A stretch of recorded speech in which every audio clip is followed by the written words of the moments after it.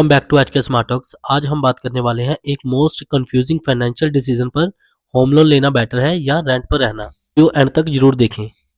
Part 1, home loan के फायदे और नुकसान।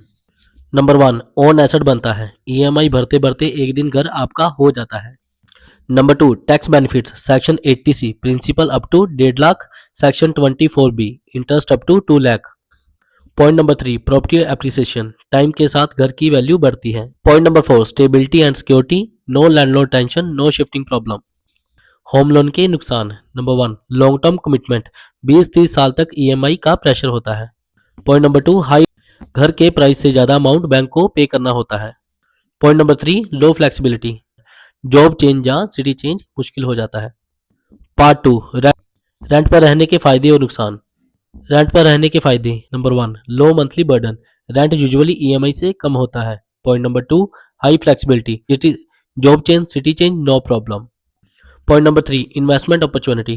जो डाउन पेमेंट होता है उसे आप म्यूचुअल फंड्स में और स्टॉक्स में इन्वेस्ट कर सकते हो। Point number 4, non maintenance tension. Major repair का हेडेक नहीं होता। Disadvantages of rent. Point number 1, asset creation. सारी रेंट एक्सपेंस हो जाती है। Point number 2, rent increase every years 5 to 10% annually hike. Point number 3, no tax benefits. HRA तभी मिलेगा जब सैलरीड हो। Part number 3, home loan rent comparison.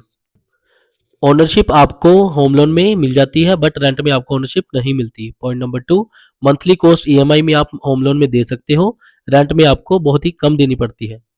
Tax benefits home loan में आपको मिल जाते हैं बट रेंट में आपको नहीं मिलते।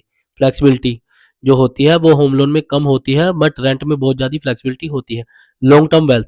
होम लोन में यस ये होम लोन वेल्थ है बट रेंट में आपको ऐसा लॉन्ग टर्म वेल्थ कुछ नहीं मिलता। तभी अच्छा है जब आप स्टेबल जॉब कर रहे हो, लॉन्ग टर्म सिटी में रहना है, आपको टैक्स सेविंग चाहते हो।